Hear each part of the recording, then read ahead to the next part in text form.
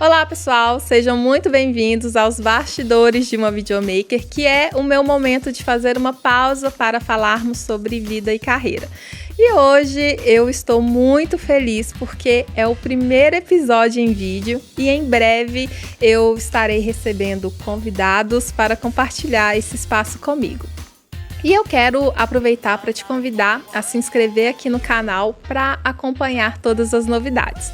E para inaugurar esse videocast, o tema de hoje é projeto autoral. Gente, a gente precisa conversar um pouquinho sobre isso, porque é algo que no decorrer da nossa profissão a gente acaba esquecendo ou deixando para depois ou tendo que abrir mão mesmo porque não dá tempo. E no início, né, quem aí é da área de fotografia, do audiovisual, do design e dessas áreas, né, que usam a criatividade, lembram lá do início? Quando a gente iniciou a nossa carreira, a gente fazia conteúdos que eram os conteúdos que mostravam o nosso trabalho, mas tinha algo ali encantador que era criar produtos autorais.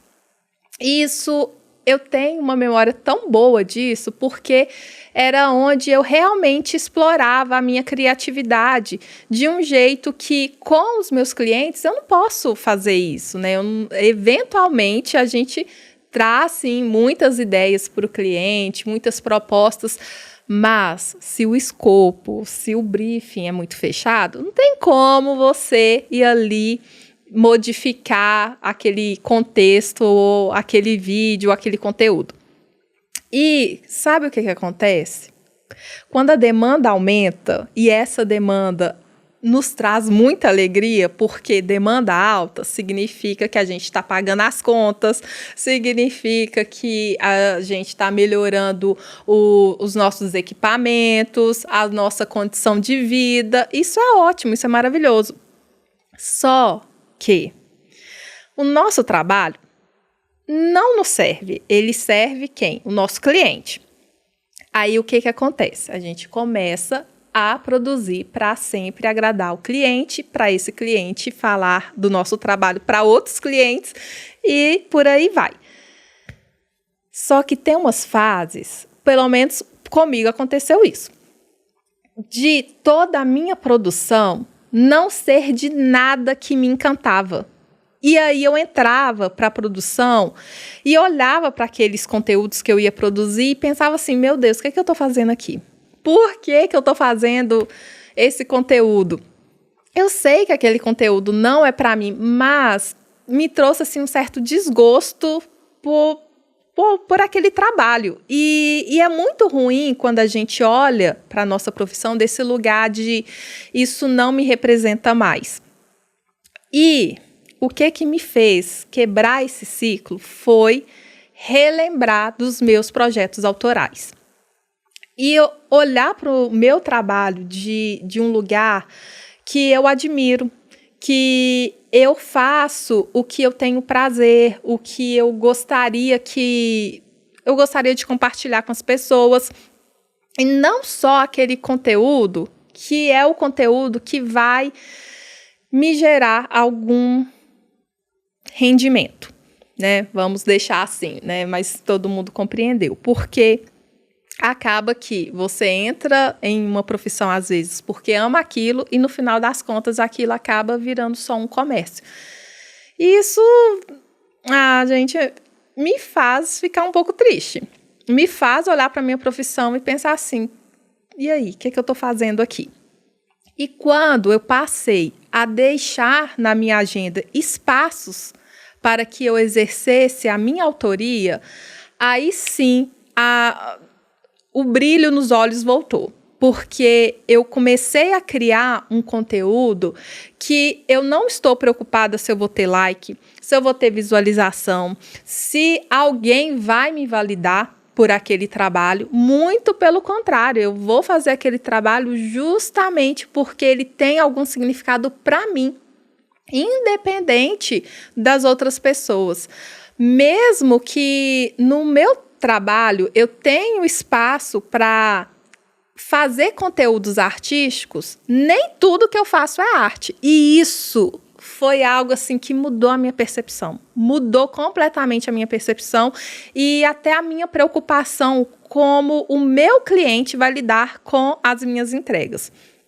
Porque o que acontece? Às vezes eu faço um vídeo e eu acho incrível o resultado e aí o que o cliente faz? Coloca um filtro em cima. E aí você olha o seu trabalho que você fez e o filtro que o cliente colocou em cima e dá aquele mal-estarzinho assim de pensar assim, por quê? Por quê? Mas é seu cliente, não tem o que você fazer ali, né? E ele poderia te pedir? Poderia, mas ele quer o filtro que ele achou bonito e tá tudo bem, gente. E eu entendi que se eu estou fazendo um produto para um cliente, ele que precisa ser agradado.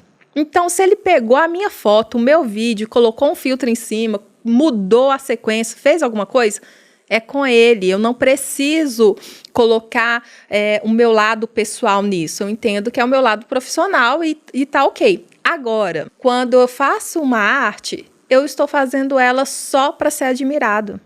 Só para isso. E é algo que faz sentido para mim. Ele não precisa fazer sentido para ninguém no universo. Se fez sentido para mim, já está valendo. E sabe o que acontece? Quando você faz algo que te encanta, no meio do caminho, você vai encontrar pessoas que se encantam pelo seu trabalho. Que é essa diferença do artístico e da arte, né? Porque o artístico, ele é algo que vai ser belo, ele vai ter uma estética, ele vai ter uma linguagem, ele vai atrair, mas se é um produto, a função dele é gerar uma venda. A Coca-Cola, ela não precisa mais fazer o conteúdo falando compre Coca-Cola, mas ela tem um tanto de ações de marketing para ela ser lembrada na cabeça das pessoas e, no final das contas, ela quer ser lembrada para o público comprar. Então, se é uma empresa que está contratando seu trabalho, se é um profissional liberal que está contratando seu trabalho, ele quer um vídeo bonito, artístico? Quer, mas ele vai gerar venda. Agora, a arte em si, não. Você pode fazer um trabalho lindíssimo, que te agrada, mas sem esse propósito de vender.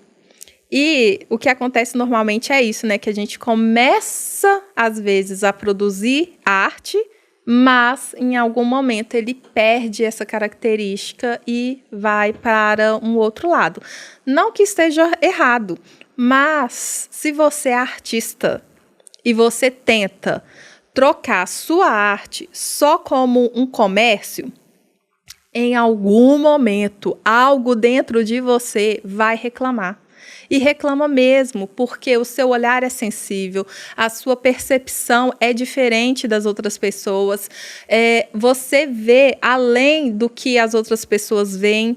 Então, esse lado precisa, sim, entrar na conta de você ter um espaço que você cria a partir daquilo que te agrada, que te faz feliz, que te encanta. E sabe o que acontece? Você volta a ter encantamento novamente, e esse encantamento faz você se inspirar mais, faz você agregar mais na sua profissão e, consequentemente, vai também afetar a sua entrega de outros trabalhos. E isso é muito vantajoso. Não adianta você querer ser artista e tentar suprimir a sua arte em prol de um comércio. Ele é importante, ele paga conta, né? A gente não vai esquecer disso.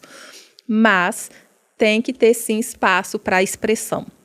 E a gente não pode abrir mão desse espaço, não. Antes de terminar esse episódio, eu quero aproveitar para agradecer as empresas que desde sempre apoiaram o meu trabalho, o meu canal, tanto aqui no podcast, como o canal Carla Fernandes, que é o canal onde eu falo sobre audiovisual. Se você não conhece, eu vou deixar linkado aqui ou na descrição do vídeo para você acompanhar. E eu quero agradecer o Espaço Rondinelli Mendes, que cuida dos meus cabelos e assina a minha maquiagem.